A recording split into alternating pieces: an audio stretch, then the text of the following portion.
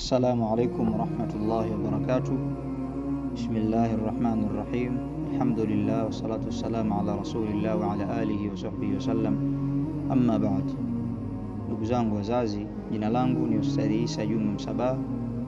Mimi ni mwalimu kiongozi wa Madrasatul Janna iliyopo Kisarawetu, Kigamboni, Dar es Salaam. Madrasatul Janna ni kituo cha elimu kinachojihusisha na utoaji wa elimu ya dini ya Kiislamu yenye malengo ya kuwaandaa na kuwajenga watoto wa Kiislamu kufikia katika level ya kujitambua, kutambua haki za Mola wao, kutambua haki za wazazi wao, kutambua haki zao, kutambua nafasi zao, lakini kuandaa kuwa na ujuzi wa kutosha katika kusoma kitabu cha Allah Subhanahu wa Ta'ala pamoja na kuelewa maana yake, lakini katika hadithi za Mtume sallallahu alaihi wasallam, hadithi ambazo zinajenga tabia, zinajenga imani na kadhalika, lakini kuandaa watoto katika masala ya fiqhul ibadati, kutambua namna ya kutekeleza ibada mbalimbali kisheria kama vile sala za faradhi, sala za sunna, sala zote za sunna kama vile witri, sala za Ijumaa, sala za Idi, sala za kusuf na nyinginezo, lakini ibada zingine, saum, zaka, haji, ahkamul janaiz na mengineyo katika mambo ya kiibada, lakini pia kuandaa watoto katika malezi bora na tabia njema, kufahamu namna bora ya kuamiliana na majirani zao, kuamiliana na wazazi wao, kuamiliana na watu wote wanaowazunguka, lakini kuandaa watoto kuwa na ujuzi wa kutosha katika lugha ya Kiarabu kwa sababu ni lugha mama katika elimu ya dini ya Kiislamu, kuwa na uwezo wa kuzungumza lugha ya Kiarabu, kuwa na uwezo wa kuandika lugha ya Kiarabu, kuwa na uwezo wa kuelewa lugha ya Kiarabu, kufungua kitabu cha dini akasoma, basi awe na uwezo wa kuchambua na kuelewa maana ya kile kilichoandikwa, lakini pia kuandaa watoto katika kuelewa vizuri historia ya Mtume sallallahu alaihi wasallam, kwa sababu kupitia historia ya Mtume ndio kuna misingi ya imani na kuthamini Uislamu, kwa kufahamu namna ulivyopokelewa, namna ulivyotunzwa, namna ulivyofikishwa na kadhalika.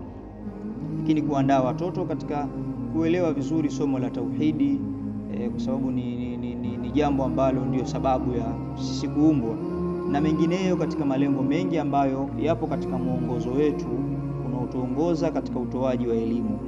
Sasa ninakusudia kwa dakika chache kila siku kuwa natoa kidogo baadhi ya miongozo katika utaratibu wetu na mwongozo wetu wa kitaaluma ambao unatuongoza. Kama mnavyofahamu kwamba ili uweze kufanikiwa lazima uwe na mwongozo au uwe na malengo ambayo yameandikwa, na sisi walillahi alhamdu tunao mwongozo, tunao syllabus ambayo inatuongoza katika safari yetu ya utoaji wa elimu. Sasa kwa sababu vitu hivi vimekuwa ni vigeni hasa kwenye level za madrasa, wazazi wengi hawaelewi, nikaona ni vizuri nitoe muhtasari wa hili, kwa sababu ukizingatia syllabus yetu ni syllabus ambayo tumeiandaa sisi wenyewe kwa kuzingatia aina ya watoto wetu, kwa kuzingatia muda wao wa masomo, kwa kuzingatia mazingira ya watoto wetu walivyo. Kwa hiyo tumeandaa syllabus ambayo ni rafiki kwa aina ya watoto ambao sisi tunawasomesha kwenye kituo chetu. Zipo syllabus nyingi kutoka ndani ya nchi na nje ya nchi, lakini kila syllabus huwa inaandaliwa kulingana na mazingira ya wale wanaoandaliwa. Kwa mantiki hiyo, na sisi tukaona si sawa kuchukua syllabus ya sehemu fulani moja kwa moja tukaiweka kulingana na utofauti wa mazingira, utofauti wa nyakati za masomo, utofauti wa umri wa watoto na kadhalika. Kwa hiyo tuna syllabus ambayo ni rafiki, inayomwandaa mtoto kuwa Muislamu anayejitambua na anayejua wajibu wake katika dini ya Uislamu, inayoendana na mazingira ya watoto wetu walivyo. Sasa kwa sababu sisi tunaifahamu vizuri hii syllabus, nikaona ni muhimu na nyinyi wazazi kushare na nyinyi ili mfahamu kile ambacho watoto wenu watakuwa wanakisoma katika kila mwaka. Muhtasari wangu utakuwa katika maeneo matatu. Nitakuwa na nukta tatu tu za kuzizungumzia. Nukta ya kwanza ni mfumo wa madarasa. Shule yetu au madrasa yetu ina mfumo wa madarasa, hili nitalieleza. Lakini nukta ya pili itakuwa ni idadi ya masomo kwa kila darasa, ili mzazi afahamu mtoto wake anasoma darasa gani na anasoma masomo gani kwenye darasa husika. Lakini nukta ya tatu nitaelezea kidogo malengo ya kila somo kwa kila darasa. Yani kila somo, kwenye kila darasa, somo fulani malengo yetu ni mtoto abaki na ujuzi gani kwenye somo fulani. Kwa hili nitakuwa nalieleza kidogo kidogo kila siku mpaka nitakapokuwa nimemaliza. Kwa leo nitagusa vitu cha kwanza ni mfumo wa madarasa. Madrasa yetu ina mfumo wa madarasa ambayo kwa ujumla kabisa ni madarasa 8. Madarasa 8. Darasa la kwanza au darasa la mwanzo kabisa ambalo wanafunzi wapo na wanaanza ni darasa la Raudha. Darasa hili ni la watoto wadogo wenye umri wa kuanzia miaka 3 pale 4 mpaka 5, ambao bado kwenye ule umri wa kucheza, umri wa utoto, ambao kwa Kiingereza linaitwa nursery. Sasa hii ni Raudha. Kuna wanafunzi wako darasa hili la Raudha na wana masomo yao nitakuja kuyaeleza, lakini darasa linalofuatia darasa linaitwa Tamhidul Awwal. Hii ni nursery ya pili. Ni wanafunzi ambao pia kwenye level hii ambao kidogo wameinukia. Alafu darasa linalofuatia ni darasa la Tamhidu Thani. Hii pia ni nursery ya 3. Ni wanafunzi ambao wamemaliza zile kaida. Sasa wakiingia kwenye Qur'ani au tayari wako kwenye Qur'ani, ndio wanaingia level hii ya Tamhidu Thani, ambao ni level ambayo wanaanza kusoma masomo mengine mengi, vitabu na kadhalika na kadhalika. Darasa la Raudha na Tamhidul Awwal, hapa mwanafunzi anakuwa bado yuko kwenye level ya kujifunza kaida mpaka akimaliza anaingia kwenye level ya Tamhidu Thani. Darasa linalofuatia ni Faslul Awwal, ni darasa la kwanza. Alafu kuna Faslu Thani ambao ni darasa la pili, kuna Faslu Thalith darasa la 3, kuna Faslu Rabi' darasa la 4, na kuna Faslu Khamis darasa la 5. Mwanafunzi akifika darasa la 5, huyu anakuwa amehitimu kwa level ya ibtidaia katika madrasa yetu, na baada ya hapo sisi tunakuwa tumemruhusu kuendelea na masomo katika maeneo mengine. Kwa madrasa yetu anakuwa amehitimu.